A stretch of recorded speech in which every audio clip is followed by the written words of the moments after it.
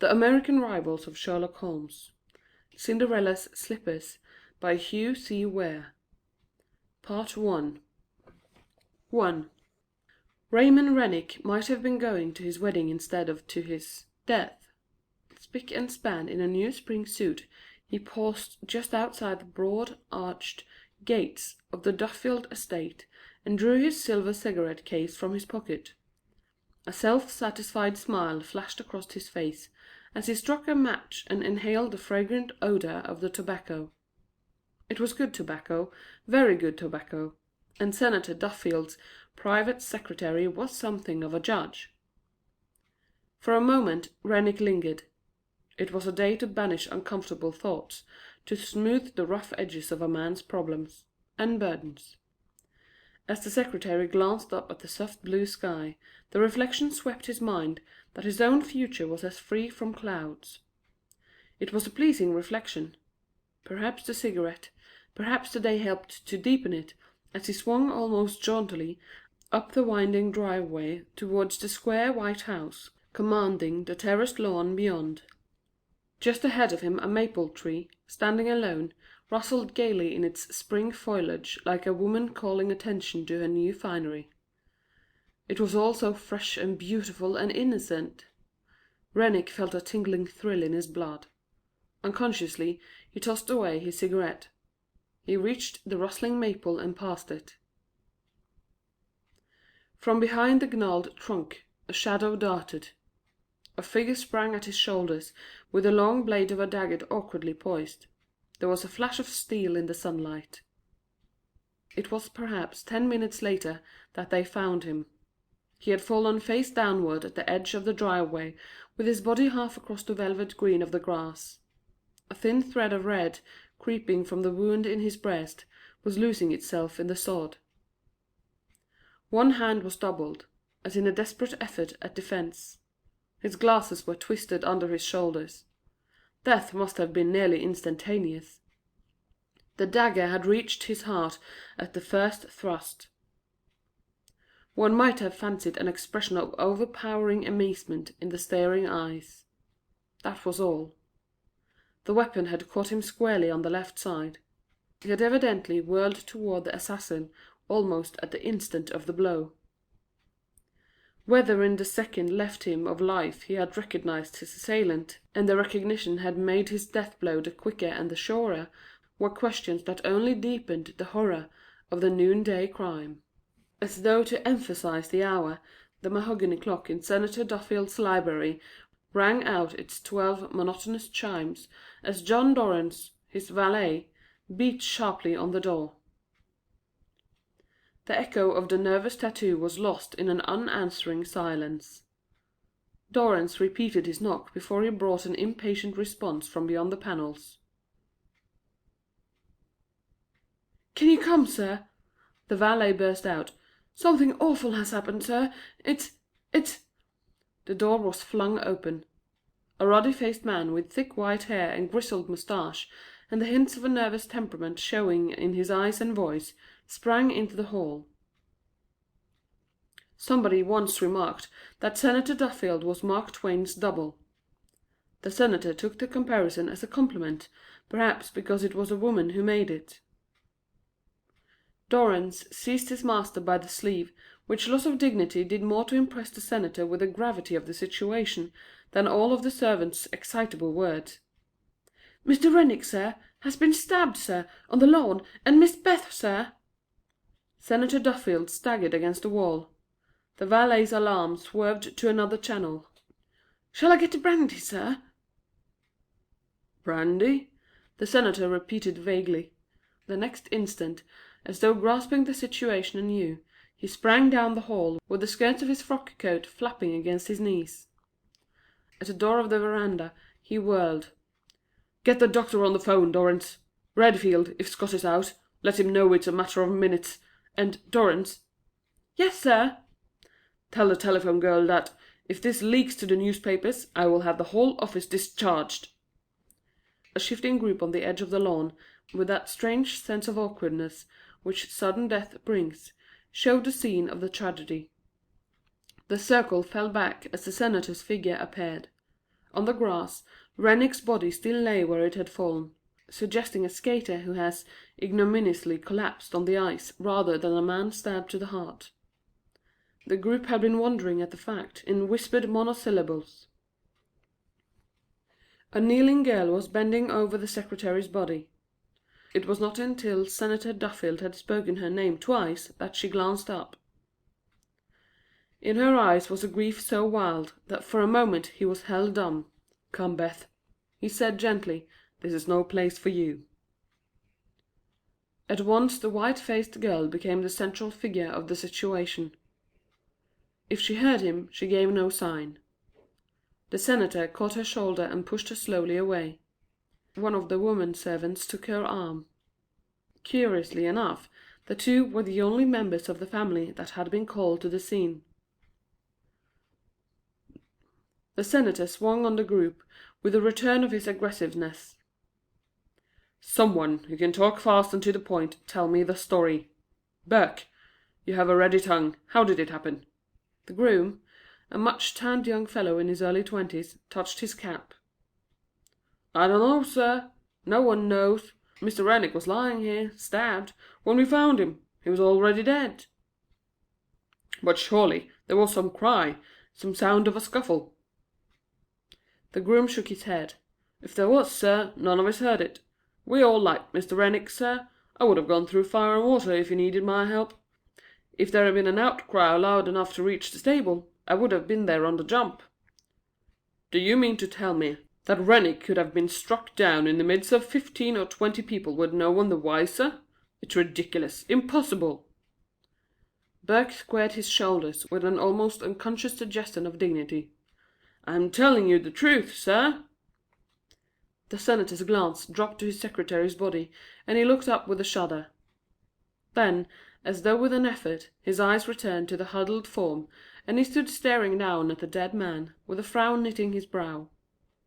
Once he jerked his head toward the gardener with a curt question. "Who found him?"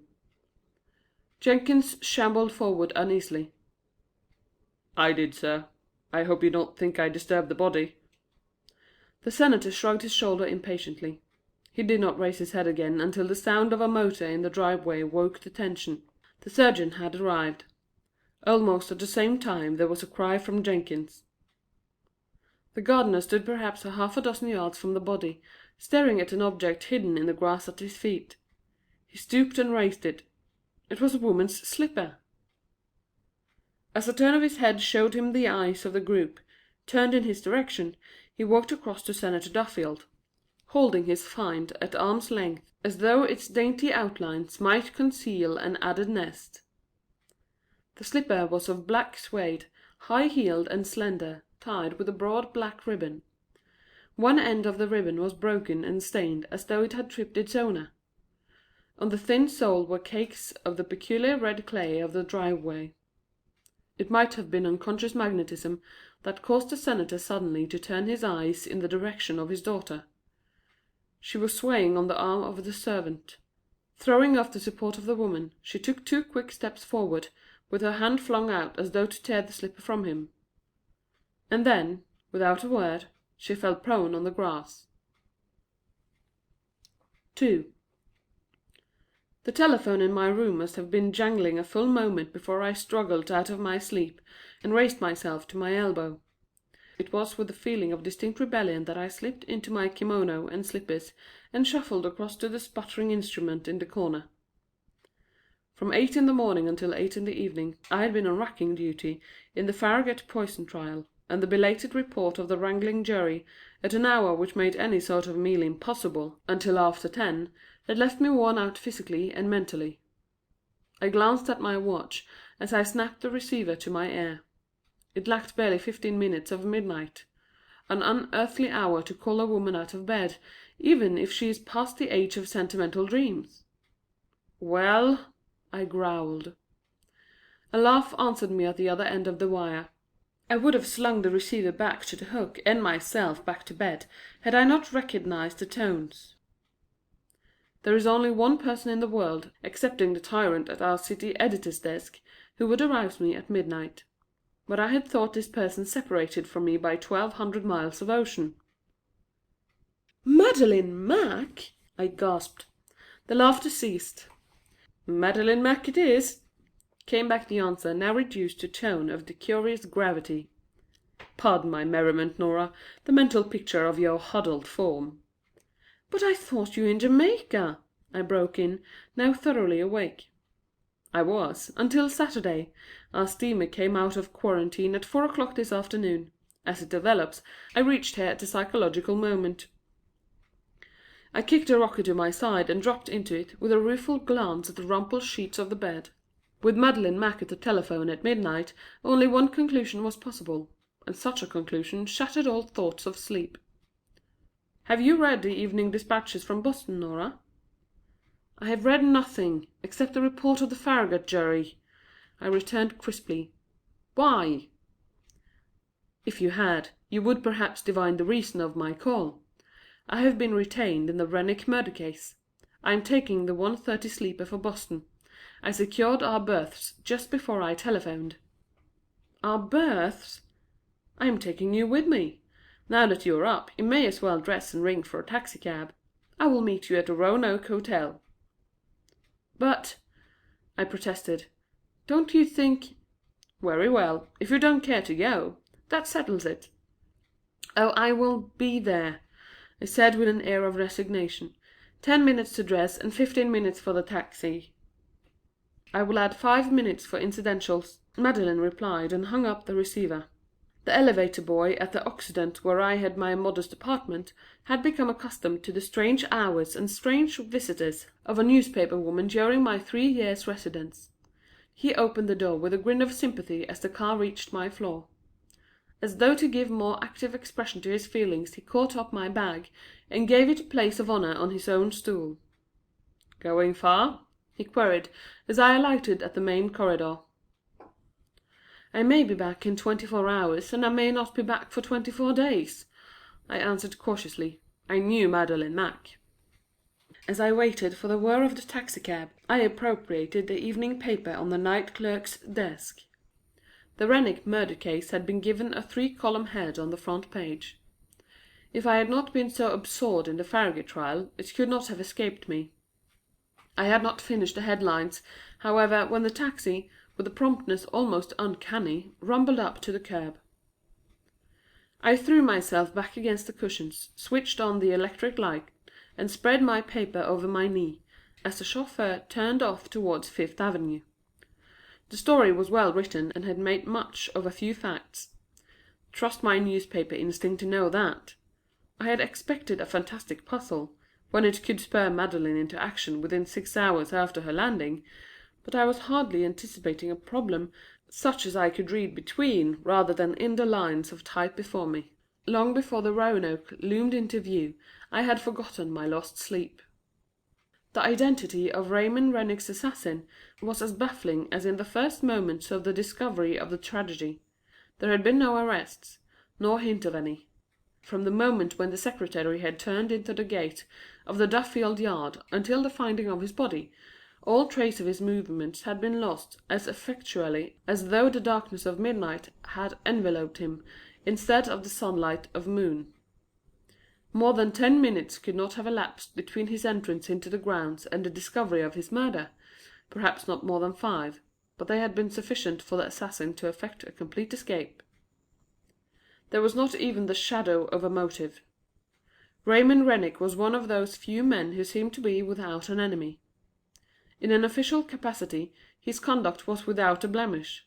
In a social capacity, he was admittedly one of the most popular men in Brookline, among both sexes.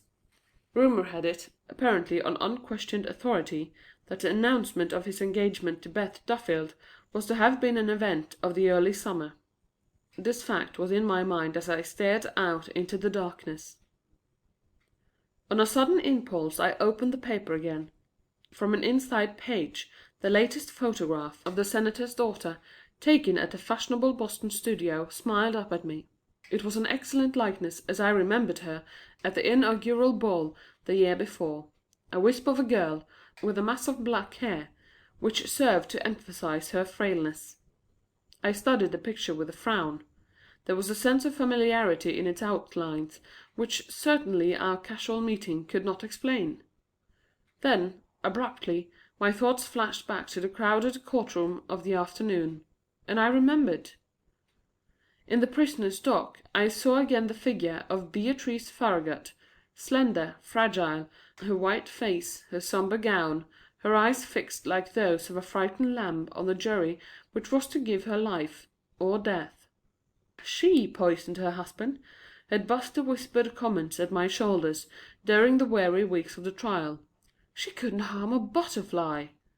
Like a mocking echo, the tones of the foreman had sounded the answering verdict of murder in the first degree. And in New York this meant... Why had Beatrice Farragut suggested Beth Duffield? Or was it Beth Duffield who had suggested... I crumpled the paper into a heap and tossed it from the window in disgust at my morbid imagination. Brr! And yet they say that a New York newspaper woman has no nerves. A voice hailed us from the darkness, and a white-gowned figure sprang out onto the walk. As the chauffeur brought the machine to a halt, Madeline Mack caught my hands. Her next two actions were thoroughly characteristic. Whirling to the driver, she demanded shortly, "How soon can you make the Grand Central Station?" The man hesitated. "Can you give me 20 minutes?" "Just. We will leave here at 1 sharp. You will wait, please." Having thus disposed of the chauffeur, Madeline never gave a thought to the matter of expense. She seized my arm and pushed me through the entrance of the Roanoke as nonchalantly as though we had parted 6 hours before instead of 6 weeks. "I hope you enjoyed Jamaica," I ventured. "Did you read the evening papers on the way over?" she returned as easily as though I had not spoken. "One," I answered shortly. Madeline's habit of ignoring my queries grated most uncomfortably at times. "Then you know what has been published concerning the case?" I nodded. "I imagine that you can add considerable." "As a matter of fact, I know less than the reporters." Madeline threw open the door of her room. "You have interviewed Senator Duffield on several occasions, have you not, Nora? You might say on several delicate occasions, if you cared to. You can tell me then whether the senator is in the habit of polishing his glasses when he is in a nervous mood." A rather superior smile flashed over my face. "I assure you that Senator Duffield never wears glasses on any occasion." Something like a chuckle came from Madeline. "Perhaps you can do as well on another question. You will observe in these newspapers 4 different photographs of the murdered secretary. Naturally, they bear many points of similarity. They were all taken in the last 3 years, but they contain one feature in common which puzzles me. Does it impress you in the same way?" I glanced at the group of photographs doubtfully. 3 of them were obviously newspaper snapshots, taken of the secretary while in the company of Senator Duffield. The 4th was a reproduction of a conventional cabinet photograph. They showed a clean-shaven, well-built young man of 30 or thereabouts, tall, and I should say inclined to athletics. I turned from the newspaper to Madeline with a shrug. "I'm afraid I don't quite follow you," I admitted ruefully. "There is nothing at all out of the ordinary in any of them that I can catch." Madeline carefully clipped the pictures and placed them under the front cover of her black morocco notebook. As she did so, a clock chimed the hour of 1. We both pushed back our chairs. As we stepped into the taxicab, Madeline tapped my arm. "I wonder if Raymond Rennick polished his glasses when he was nervous," she asked musingly. 3. Boston, from the viewpoint of the South Station, at 7:30 in the morning, suggested me a rheumatic individual climbing stiffly out of bed. Boston distinctly resents anything happening before noon. I'll wager that nearly every important event that she has contributed in history occurred after lunchtime. If Madeline Mack had expected to have to find her way to the Duffield home without a guide, she was pleasantly disappointed. No less a person than the senator himself was awaiting us at the train gate. A somewhat disheveled senator, it must be confessed, with the stubble of a day-old beard showing eloquently how his peace of mind and the routine of his habits had been shattered. As he shook hands with us, he made an obvious attempt to recover something of his ease of manner. "I trust that you had a pleasant night's rest," he ventured, as he led the way across the station to his automobile. "Much pleasanter than you had, I fear," replied Madeline. The Senator sighed. "As a matter of fact, I found sleep hopeless. I spent most of the night with my cigar. The suggestion of meeting your train came as a really welcome relief." As we stepped into the waiting motor, a leather-lunged newsboy thrust a bundle of heavy typed papers into our faces. The Senator whirled with a curt dismissal on his tongue, when Madeline thrust a coin towards the lad and swept a handful of flapping papers into her lap. "There is absolutely nothing new in the case, Miss Mac, I assure you," the Senator said impatiently. "The reporters have pestered me like so many leeches. The sight of the headlines makes me shiver." Madeline bent over her papers without comment. As I settled into the seat by her side, however, and the machine whirred around the corner, I saw that she was not even making a pretense of reading. I watched her with a frown as she turned the pages. There was no question of her interest, but it was not the type that held her attention. I doubted if she was perusing a line of the closely set columns. It was not until she reached the last paper that I solved the mystery. It was the illustrations that she was studying. When she finished the heap of papers, she began slowly and even more thoughtfully to go through them again. Now I saw that she was pondering the various photographs of Senator Duffield's family that the newspapers had published. I turned away from her bent form and tapping finger, but there was a magnetism of her abstraction that forced my eyes back to her in spite of myself. As my gaze returned to her, she thrust her gloved hand into the recesses of her bag and drew out her black morocco notebook. From its pages she selected the 4 newspaper pictures of the murdered secretary that she had offered me the night before. With a twinkle of satisfaction she grouped them about a large, black-bordered picture which stared up at her from the printed page in her lap. Our ride to the Duffield gate was not a long one. In fact, I was so absorbed by my furtive study of Madeline Mac that I was startled when the chauffeur slackened his speed, and I realized from a straightening of the Senator's bent shoulders that we were nearing our destination.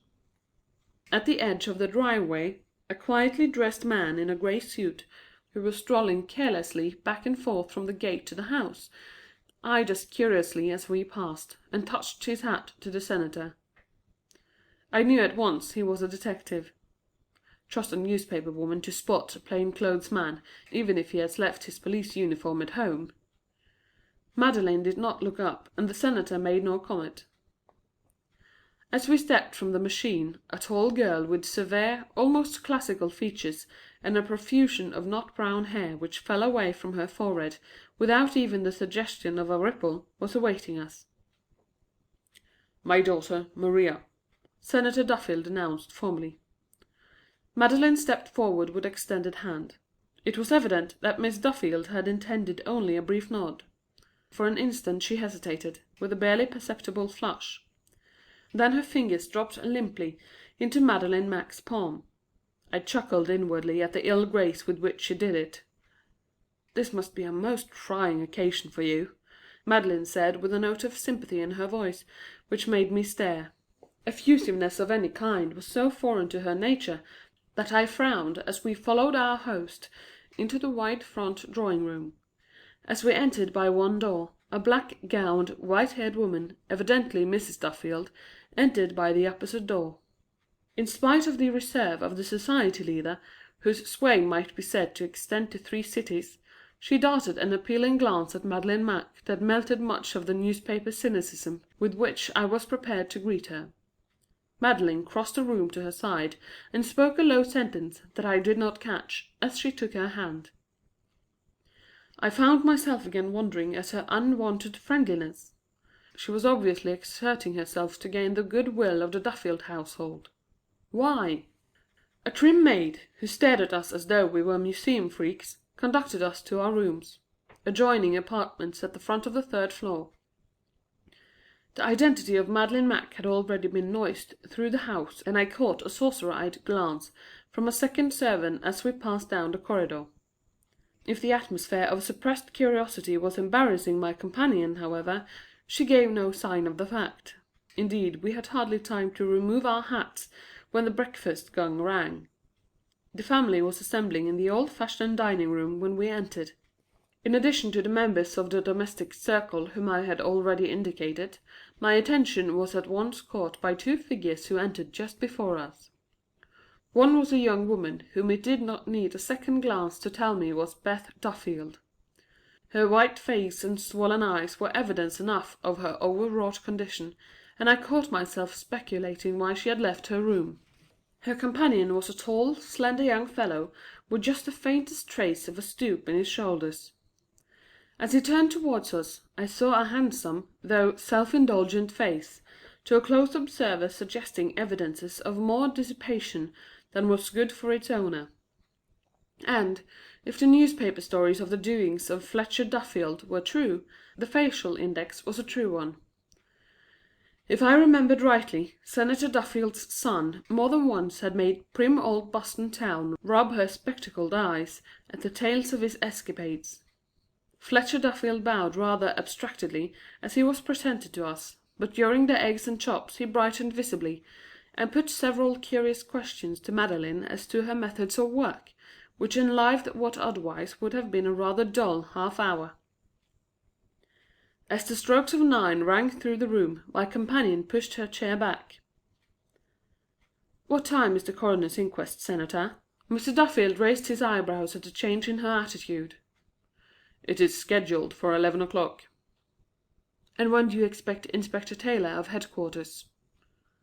"In the course of an hour, I should say, perhaps less. His man, Martin, has been here since yesterday afternoon. You probably saw him as we drove into the yard. I can telephone Mr. Taylor if you wish to see him sooner." "That will hardly be necessary, thank you." Madeline walked across to the window. For a moment she stood peering out on the lawn. Then she stopped, and her hand fumbled with the catch. The window swung open with the noiselessness of well-oiled hinges, and she stepped out onto the veranda, without so much as a glance at the group about the table. I think the Senator and I rose from our chairs at the same instant. When we reached the window, Madeline was half across the lawn. Perhaps 20 yards ahead of her towered a huge maple rustling in the early morning breeze. I realized that this was the spot where Raymond Rennick had met his death. In spite of his nervousness, Senator Duffield did not forget his old-fashioned courtliness, which I believe had become second nature to him. Stepping aside with a slight bow, he held the window open for me, following at my shoulder. As we reached the lawn, I saw that the scene of the murder was in plain view from at least one of the principal rooms of the Duffield home. Madeline was leaning against the maple when we reached her. Senator Duffield said gravely, as he pointed to the gnarled trunk, "You are standing just at the point where the woman waited, Miss Mack." "Woman?" "I refer to the assassin," the Senator rejoined a trifle impatiently. "Judging by our fragmentary clues, she must have been hidden behind the trunk when poor Rennick appeared on the driveway. We found her slippers somewhat to the left of the tree, a matter of 8 or 10 feet, I should say." "Oh!" said Madeline listlessly. I fancied that she was somewhat annoyed that we had followed her. "An odd clue, that slipper," the Senator continued with an obvious attempt to maintain the conversation. "If we were disposed to be fanciful, it might suggest the childhood legend of Cinderella." Madeline did not answer. She stood leaning back against the tree with her eyes wandering about the yard. Once I saw her gaze flash down the driveway to the open gate, where the detective, Martin, stood watching us furtively. "Nora," she said without turning, "will you kindly walk 6 steps to your right?" I knew better than to ask the reason for the request. With a shrug, I faced toward the house, and came to a pause at the end of the stipulated distance. "Is Miss Norriker standing where Mr. Rennick's body was found, Senator?" "She will strike the exact spot, I think, if she takes 2 steps more." I had hardly obeyed the suggestion when I caught a swift rustle of skirts behind me. I whirled to see Madeline's lithe form darting towards me with the right hand raised, as though it held a weapon. "Good!" she cried. I call you to witness, Senator, that I was fully 6 feet away when she turned. Now, I want you to take Miss Norriker's place. The instant you hear me behind you, the instant, mind you, I want you to let me know." She walked back to the tree as the Senator reluctantly changed places with me. I could almost picture the murderess dashing upon her victim as Madeline bent forward. The Senator turned his back to us with a rather ludicrous air of bewilderment. My erratic friend had covered perhaps half of the distance between her and our host when he spun about with a cry of discovery. She paused with a long breath. "Thank you, Senator. What first attracted your attention to me?" "The rustle of your dress, of course." Madeline turned to me with the first smile of satisfaction I had seen since we entered the Duffield gate. "Was the same true in your case, Nora?" I nodded. The fact that you are a woman hopelessly betrayed you, if you had not been hampered by petticoats. Madeline broke in upon my sentence with that peculiar freedom which she always reserves to herself. "There are 2 things I would like to ask of you, Senator, if I may." "I am at your disposal, I assure you." "I would like to borrow a Boston directory and the services of a messenger." We walked slowly up the driveway, Madeline again relapsing into her preoccupied silence, and Senator Duffield making no effort to induce her to speak. Part 2. 4. We had nearly reached the veranda when there was the sound of a motor at the gate, and a red touring car swept into the yard. An elderly, clean-shaven man in a long frock coat and a broad-brimmed felt hat was sharing the front seat with the chauffeur. He sprang to the ground with extended hand as our host stepped forward to greet him. The two exchanged half a dozen low sentences at the side of the machine, and then Senator Duffield raised his voice as they approached us. "Miss Mack, allow me to introduce my colleague, Senator Burrows." "I have heard of you, of course, Miss Mack," the Senator said genially, raising his broad-brimmed hat with a flourish. "I am very glad indeed that you are able to give us the benefit of your experience in this unfortunate affair. I presume that it is too early to ask if you have developed a theory?" "I wonder if you would allow me to reverse the question," Madeline responded as she took his hand. "I fear that my detective ability would hardly be of much service to you, Duffield?" Our host smiled faintly as he turned to repeat to a servant Madeline's request for a directory and a messenger. Senator Burrows folded his arms as his chauffeur circled on towards the garage. There was an odd suggestion of nervousness in the whole group. Or was it fancy? "Have you ever given particular study to the legal angle in your cases, Miss Mack?" The question came from Senator Burrows as we ascended the steps. "The legal angle? I'm afraid I don't grasp your meaning." The Senator's hand moved mechanically towards his cigar case. "I am a lawyer, and perhaps I argue unduly from a lawyer's viewpoint. We always work from the question of motive, Miss Mack. A professional detective, I believe, or at least the average professional detective, tries to find the criminal first and establish his motive afterwards." "Now, in a case such as this, Senator—" "In a case such as this, Miss Mack, the trained legal mind would delve first for the motive in Mr. Rennick's assassination." "And your legal mind, Senator, I presume, has delved for the motive? Has it found it?" The Senator turned his unlighted cigar reflectively between his lips. "I have not found it. Eliminating the field of sordid passion and insanity, I divide the motives for the murderer under 3 heads: robbery, jealousy, and revenge. In the present case, I eliminate the first possibility at the outset, there remaining then only the 2 latter."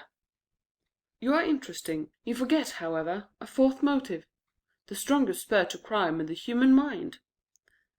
Senator Burrows took his cigar from his mouth. "I mean the motive of fear." Madeline said abruptly, as she swept into the house. When I followed her, Senator Burrows had walked over to the railing and stood staring down at the ground below. He had tossed his cigar away.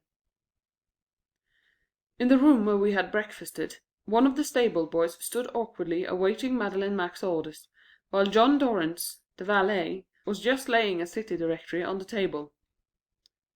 "Nora," she said as she turned to the boy, "will you kindly look up the list of packing houses?" "Pick out the largest and give me the address," she continued as I ran my fingers through the closely typed pages. With a growing curiosity, I selected a firm whose prestige was advertised in heavy letters. Madeline's fountain pen scratched a dozen lines across a sheet of her notebook, and she thrust it into an envelope and extended it to the stable lad. As the youth backed from the room, Senator Duffield appeared at the window. "I presume it will be possible for me to see Mr. Rennick's body, Senator?" Madeline Mack asked. Our host bowed. "Also, I would like to look at his clothes. The suit he was wearing at the time of his death, I mean. And, when I am through, I want 20 or 30 minutes alone in his room. If Mr. Taylor should arrive before I am through, will you kindly let me know?" "I can assure you, Miss Mack, that the police have been through Mr. Rennick's apartment with a microscope." "Then there can be no objection to my going through it with mine. By the way, Mr. Rennick's glasses, the pair that was found under his body, were packed with his clothes, were they not?" "Certainly," the Senator responded. I did not accompany Madeline into the darkened room where the corpse of the murdered man was reposing. To my surprise, she rejoined me in less than 5 minutes. "What did you find?" I queried as we ascended the stairs. "A 5-inch cut just above the sixth rib." "That is what the newspaper said." "You are mistaken. They said a 3-inch cut. Have you ever tried to plunge a dagger through 5 inches of human flesh?" "Certainly not." "I have." Accustomed as I was to Madeline Mack's eccentricities, I stood stock still and stared into her face. "Oh, I'm not a murderess. I refer to my dissecting room experiences." We had reached the upper hall when there was a quick movement at my shoulder, and I saw my companion's hand dart behind my waist. Before I could quite grasp the situation, she had caught my right arm in a grip of steel. For an instant I thought she was trying to force me back down the stairs. Then the force of her hold wrung a low cry of pain from my lips. She released me with a rueful apology. "Forgive me, Nora. For a woman, I pride myself that I have a strong wrist." "Yes, I think you have." "Perhaps now you can appreciate what I mean when I say that even I haven't the strength enough to inflict a wound that killed Raymond Rennick." "Then we must be dealing with an Amazon." "Would Cinderella's missing slipper fit an Amazon?" she answered dryly. As she finished her sentence we paused before a closed door, which I rightly surmised led into the room of the murdered secretary. Madeline's hand was on the knob when there was a step behind us, and Senator Duffield joined us with a rough bundle in his hands. "Mr. Rennick's clothes," he explained. Madeline nodded. "Inspector Taylor left them in my care to hold until the inquest." Madeline flung the door open without comment and led the way inside. Slipping the string from the bundle, she emptied the contents out onto the counterpane of the bed. They comprised the usual warm weather outfit of a well-dressed man, who evidently avoided the extremes of fashion, and she deftly sorted the articles into small, neat piles. She glanced up with an expression of impatience. "I thought you said they were here, Mr. Duffield." "What?" "Mr. Rennick's glasses. Where are they?" Senator Duffield fumbled in his pocket. "I beg your pardon, Miss Mack. I had overlooked them," he apologized, as he produced a thin paper parcel. Madeline carried it to the window and carefully unwrapped it. "You will find the spectacles rather badly damaged, I fear. One lens is completely ruined." Madeline placed the broken glasses on the sill and raised the blind to its full height. Then she dropped to her knees and whipped out her microscope. When she arose, her small, black-clad figure was tense with suppressed excitement. A fat oak chiffonier stood in the corner nearest her. Crossing to its side, she rummaged among the articles that littered its surface, opened and closed the top drawer, and stepped back with an expression of annoyance. A writing table was the next point of her search, with results which I judged to be equally fruitless. She glanced uncertainly from the bed to the 3 chairs, the only other articles of furniture that the room contained. Then her eyes lighted again as they rested on the broad, carved mantel that spanned the empty fireplace. It held the usual collection of bric-a-brac of a bachelor's room. At the end farthest from us, however, there was a narrow red case, of which I caught only an indistinct view when Madeline's hand closed over it. She whirled towards us. "I must ask you to leave me alone now, please." The Senator flushed at the peremptory command. I stepped into the hall, and he followed me, with a shrug. He was closing the door when Madeline raised her voice. "If Inspector Taylor is below, kindly send him up at once." "And what about the inquest, Miss Mac?" "There will be no inquest. To-day." Senator Duffield led the way downstairs, without a word. In the hall below, a ruddy-faced man, with gray hair, a thin gray beard and moustache, and a gray suit, suggesting any army officer in civilian clothes, was awaiting us. I could readily imagine that Inspector Taylor was something of a disciplinarian in the Boston Police Department. Also, relying on Madeline Mack's estimate, he was one of the 3 shrewdest detectives on the American continent. Senator Duffield hurried toward him with a suggestion of relief. "Miss Mack is upstairs, Inspector, and requested me to send you to her the moment you arrived." "Is she in Mr. Rennick's room?" The Senator nodded. The inspector hesitated as though to ask another question, and then, as though thinking better of it, bowed and turned to the stairs.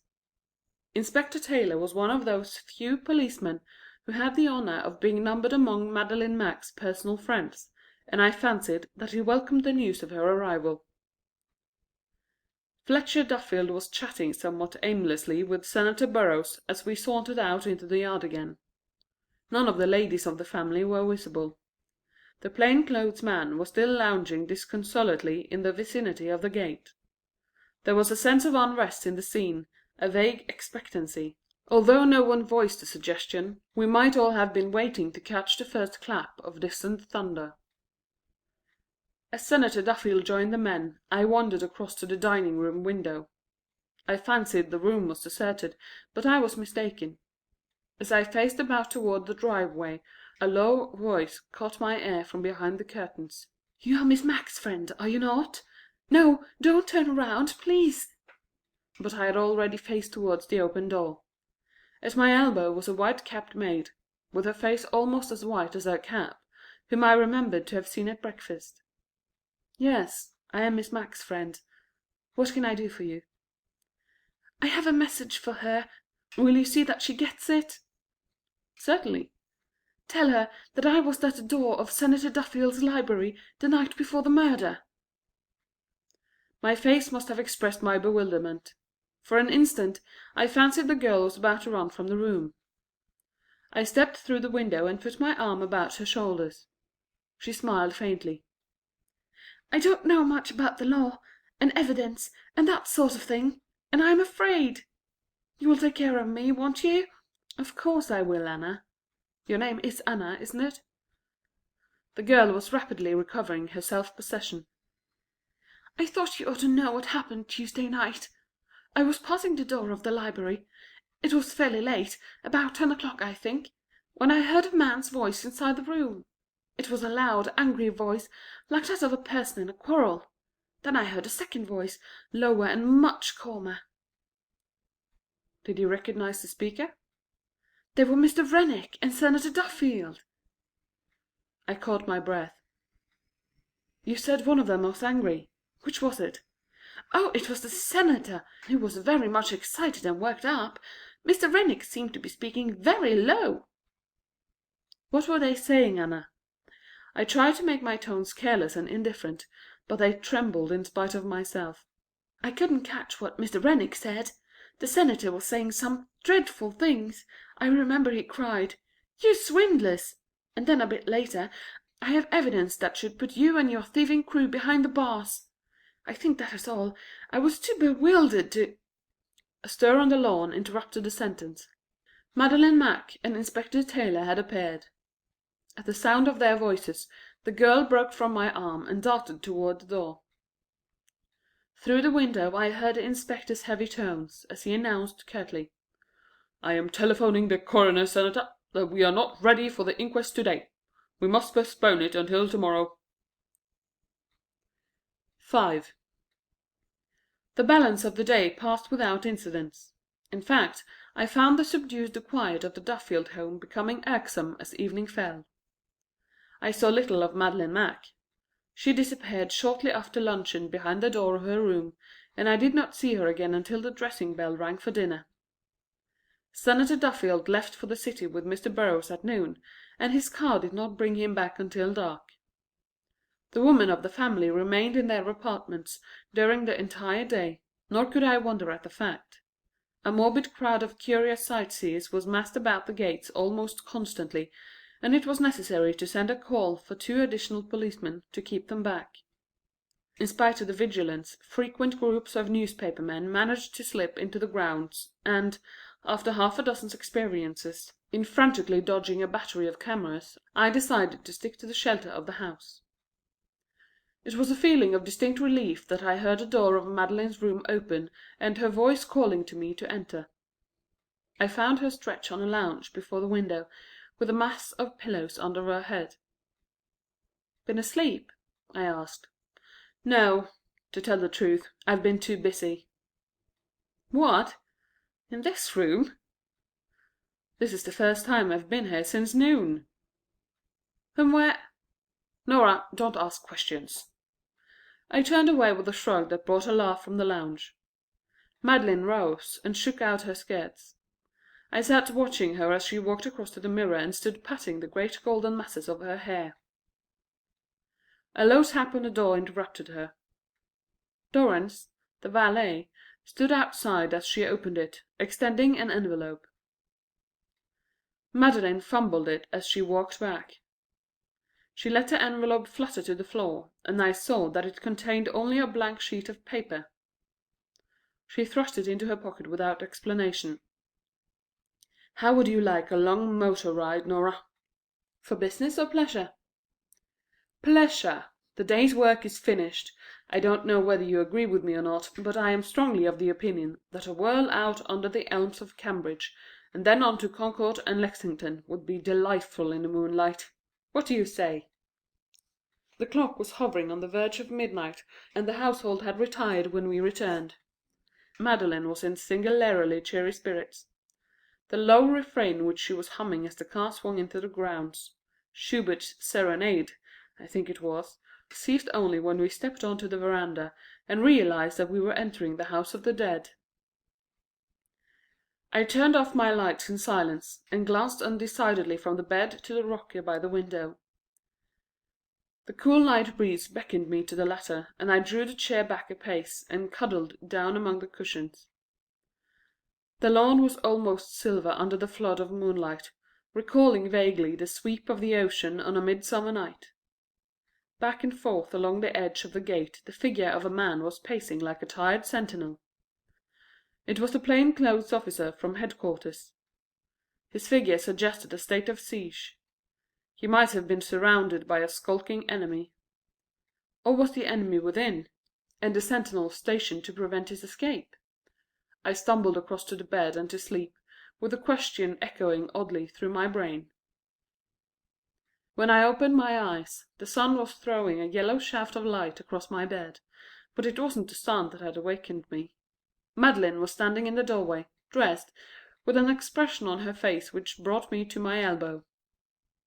"What has happened now?" "Burglars." "Burglars?" I repeated dully. "I am going down to the library. Someone is making news for us fast, Nora. When will it be our turn?" I dressed in recording-breaking time, with my curiosity whetted by sounds of suppressed excitement, which forced their way into the upper hall. The Duffield home not only was early astir, but was rudely jarred out of its customary routine. When I descended, I found a nervous group of servants clustered about the door of the library. They stood aside to let me pass, with attitudes of uneasiness which I surmised would mean a wholesale series of notices if the strange events in the usual well-regulated household continued. Behind the closed door of the library were Senator Duffield, his son Fletcher, and Madeline Mac. It was easy to appreciate at a glance the unusual condition of the room. At the right, one of the long windows, partly raised, showed the small round hole of a diamond cutter just over the latch. It was obvious where the clandestine entrance and exit had been obtained. The most noticeable feature of the apartment, however, was the small square safe in the corner, with its heavy lid swinging awkwardly ajar, and the rug below littered with a heap of papers that had evidently been torn from its nearly tabulated series of drawers. The burglarious hands either had been very angry or very much in a hurry. Even a number of unsealed envelopes had been ripped across, as though the pillager had been too impatient to extract their contents in the ordinary manner. To a man of Senator Duffield's methodical habits, it was easy to imagine that the scene had been a severe wrench. Madeline was speaking in her quick, incisive tones as I entered. "Are you quite sure of that fact, Senator?" she asked sharply, as I closed the door and joined the trio. "Quite sure, Miss Mac." "Then nothing is missing. Absolutely nothing." "Not a single article, valuable or otherwise." "I presume, then, there were articles of more or less value in the safe?" "There were perhaps $400 in loose bills in my private cash drawer, and, so far as I know, there is not a dollar gone." "How about your papers and memoranda?" The Senator shook his head. "There was nothing of the slightest use to a stranger. As a matter of fact, just 2 days ago I took pains to destroy the only portfolio of valuable documents in the safe." Madeline stooped thoughtfully over the litter of papers on the rug. "You mean 3 evenings ago, don't you?" "How on earth, Miss Mac?" "You refer to the memoranda that you and Mr. Rennick were working on the night before his death, do you not?" "Of course." And then I saw Senator Duffield was staring at his curt questioner as though he had said something he hadn't meant to. "I think you told me once before that the combination of your safe was known only to yourself and Mr. Rennick." "You are correct." "Then, to your knowledge, you are the only living person who possesses this information at the present time?" "That is the case. It was a rather intricate combination, and we changed it hardly a month ago." Madeline rose from the safe, glanced reflectively at a huge leather chair, and sank into its depths with a sigh. "You say nothing has been stolen, Senator, that a burglar's visit yielded him nothing. For your peace of mind I would like to agree with you, but I am sorry to inform you that you are mistaken." "Surely, Miss Mac, you are hasty. I am confident that I have searched my possessions with the utmost care." "Nevertheless, you have been robbed." Senator Duffield glanced down at her small, lithe figure impatiently. "Then perhaps you will be good enough to tell me of what my loss consists." "I refer to the article for which your secretary was murdered. It was stolen from this room last night." Had the point of a dagger pressed against Senator Duffield's shoulder, he could not have bounded forward in greater consternation. His composure was shattered like a pane of glass crumbling. He sprang toward the safe with a cry like a man in sudden fear or agony. Jerking back its door, he plunged his hand into its lower left compartment. When he straightened, he held a long wax phonograph record. His dismay had vanished in a quick blending of relief and anger, as his eyes swept from the cylinder to the grave figure of Madeline Mac. "I fail to appreciate your joke, Miss Mac, if you call it a joke to frighten a man without cause as you have me." "Have you examined the record in your hand, Senator?" Fletcher Duffield and I stared at the two. There was a suggestion of tragedy in the scene as the impatience and irritation gradually faded from the Senator's face. "It is a substitute," he groaned. "A substitute. I have been tricked, victimized, robbed." He stood staring at the wax record as though it were a heated iron burning into his flesh. Suddenly it slipped from his fingers and was shattered on the floor. But he did not appear to notice the fact as he burst out. "Do you realize that you are standing here inactive while the thief is escaping? I don't know how your wit surprised my secret, and I don't care now, but you are throwing away your chances of stopping the burglar while he may be putting miles between himself and us. Are you made of ice, woman? Can't you appreciate what this means? In the name of heaven, Miss Mac!" "The thief will not escape, Mr. Duffield." It seems to me that he has already escaped." "Let me assure you, Senator, that your missing property is as secure as though it were locked in your safe at this moment."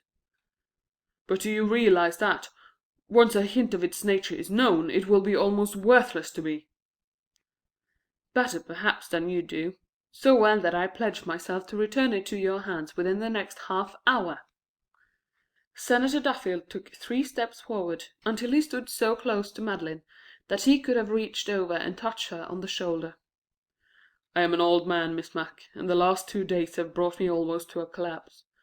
If I have appeared unduly sharp, I tender you my apologies. But do not give me false hopes. Tell me frankly that you cannot encourage me. It will be a kindness. You will realize that I cannot blame you." Senator Duffield's imperious attitude was so broken that I could hardly believe it possible that the same man who ruled a great political party, almost by the swaying of his fingers, was speaking. Madeline caught his hand with a grasp of assurance. "I will promise even more." She snapped open her watch. "If you return to this room at 9 o'clock, not only will I restore your stolen property, but I will deliver the murderer of Raymond Rennick." "Rennick's murderer!" the senator gasped. Madeline bowed. "In this room at 9 o'clock." I think I was the first to move toward the door. Fletcher Duffield hesitated a moment, staring at Madeline. Then he turned and hurried past me down the hall. His father followed more slowly. As he closed the door I saw Madeline standing where we had left her, leaning back against her chair and staring at a woman's black slipper. It was the one which had been found by Raymond Rennick's dead body. I made my way mechanically toward the dining room, and was surprised to find that the members of the Duffield family were already at the table. With the exception of Madeline, it was the same breakfast group as the morning before. In another house, this attempt to maintain the conventions in the face of tragedy might have seemed incongruous, but it was so thoroughly in keeping with the self-contained Duffield character that, after the first shock, I realized it was not at all surprising. I fancy that we all breathed a sigh of relief, however, when the meal was over. We were rising from the table, when a folded note, addressed to the senator, was handed to the butler from the hall. He glanced through it hurriedly and held up his hand for us to wait. "This is from Miss Mac.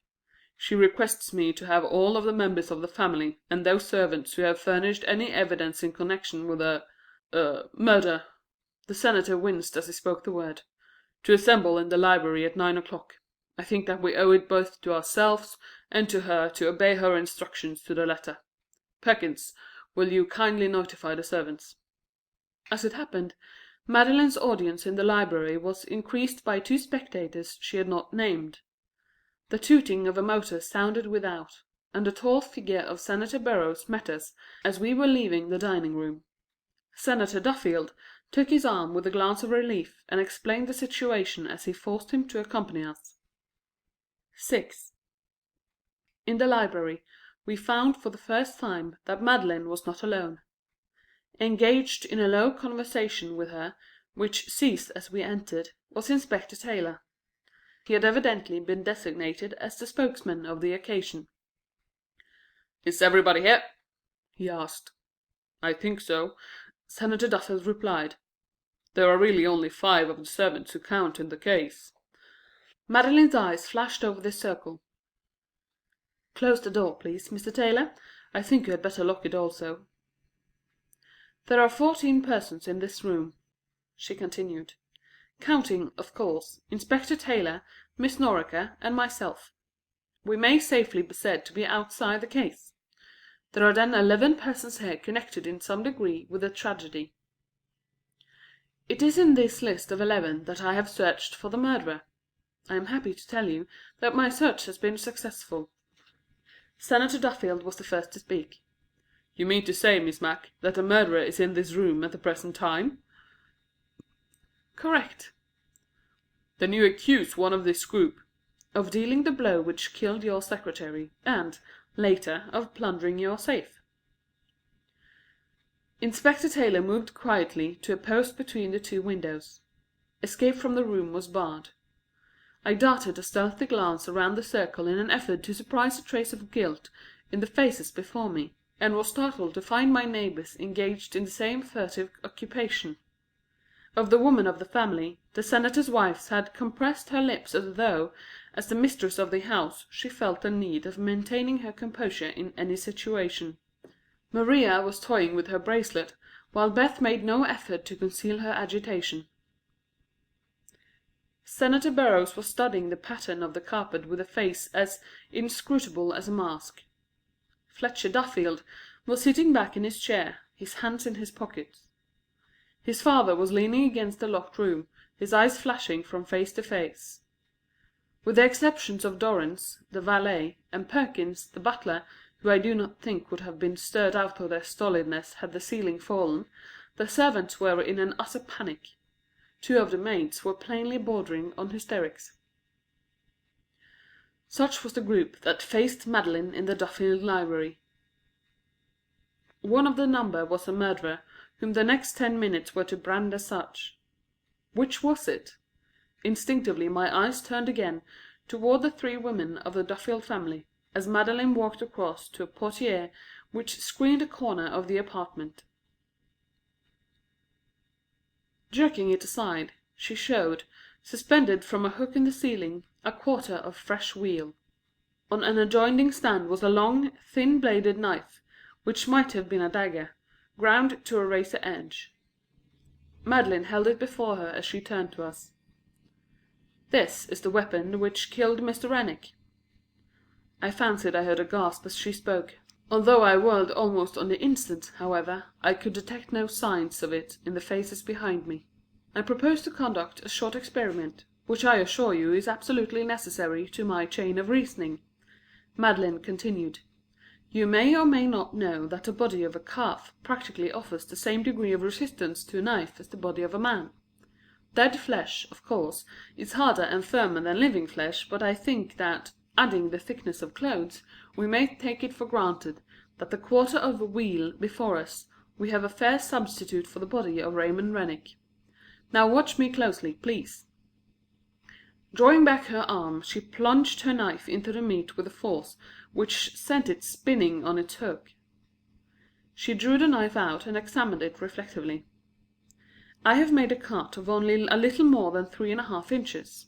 The blow which killed Mr. Rennick penetrated at least 5 inches. Here we encounter a singular striking feature of our case, involving a stratagem which I think I can safely say is the most unique in my experience. To all intents it was a woman who killed Mr. Rennick. In fact, it has been taken for granted that he met his death at the hand of a female assassin. We must dispose of this conclusion at the outset, for the simple reason that it was physically impossible for a woman to have dealt the death blow. I chanced to be gazing directly at Fletcher Duffield as Madeline made the statement.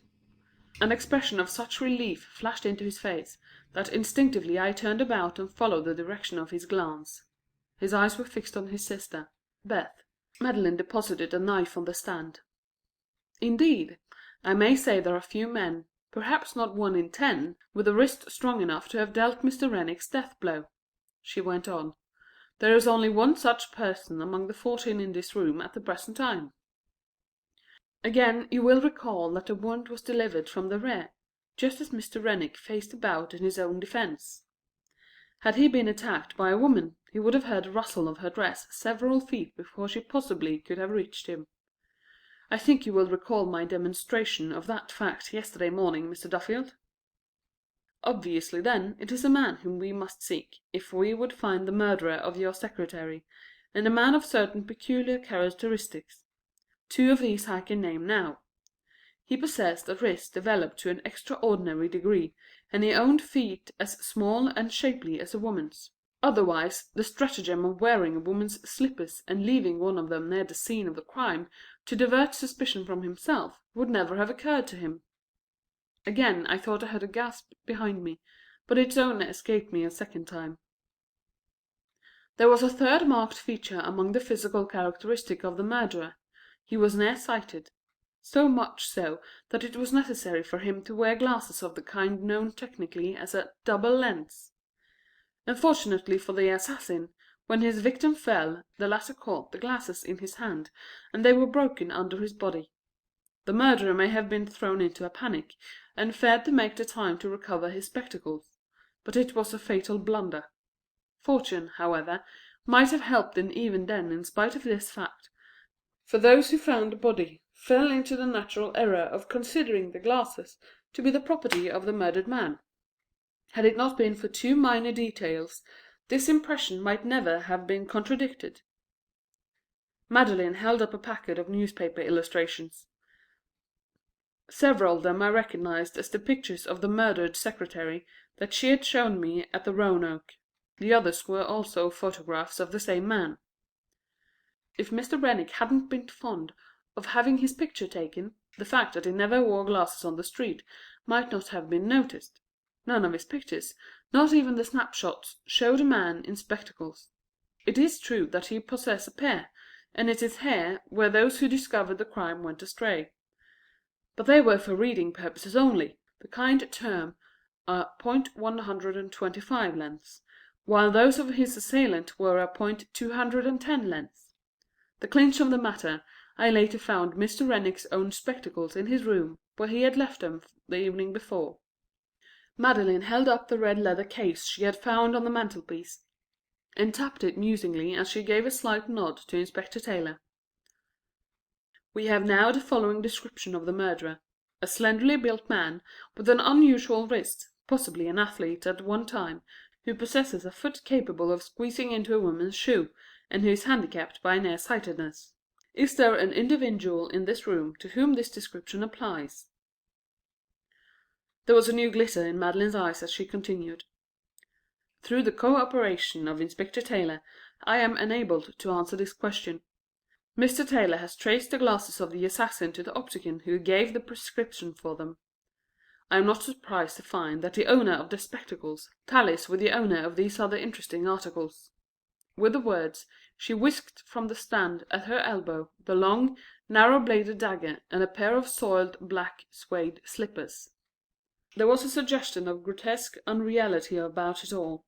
It was much as though I had been viewing the denouement of a play from the snug vantage point of an orchestra seat, waiting for the lights to flare up and the curtain to ring down.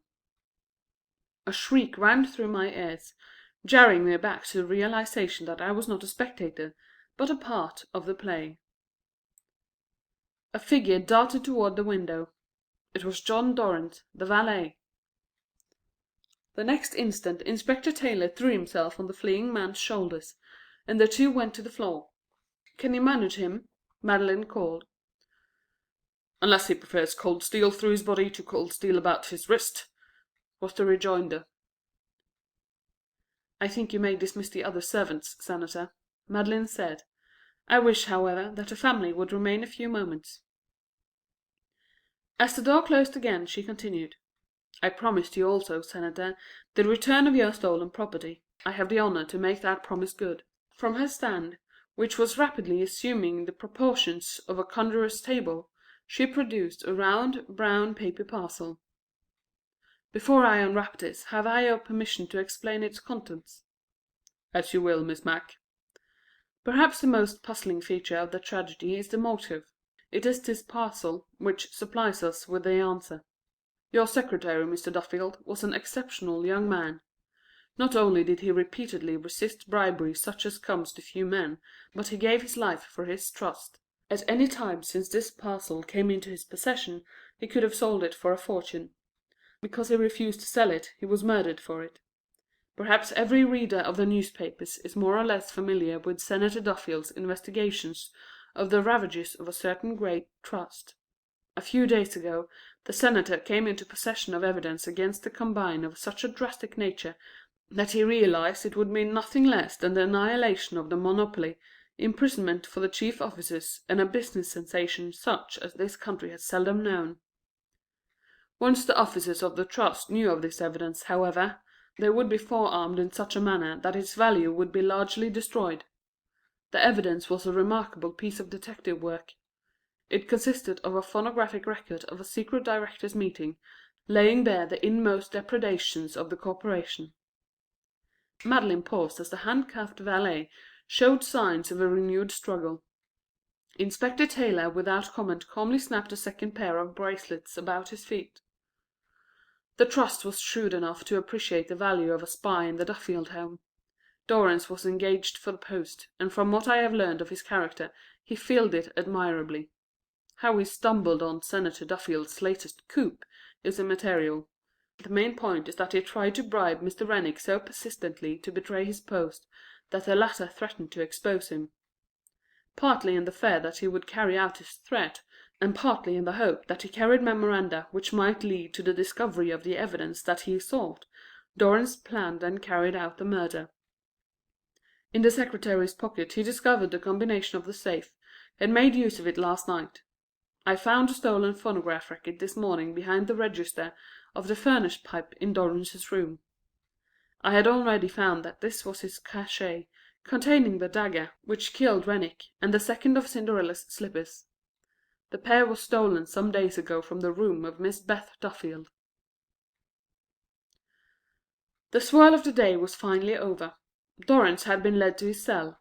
The coroner's jury had returned its verdict, and all that was mortal of Raymond Rennick had been laid in its last resting place. Madeline and I had settled ourselves in the homeward bound Pullman as it rumbled out of the Boston station in the early dusk. "There are two questions I want to ask," I said reflectively. Madeline looked up from her newspaper with a yawn. "Why did John Dorrance bring you back a blank sheet of paper when you dispatched him on your errand?" As a matter of fact, there was nothing else for him to bring back. Mr. Taylor kept him at police headquarters long enough to give me time to carry my search through his room. The message was a blind. "And what was the quarrel that the servant girl, Anna, heard in the Duffield library?" "It wasn't a quarrel, my dear girl. It was the senator preparing the speech with which he intended to launch his evidence against the Trust.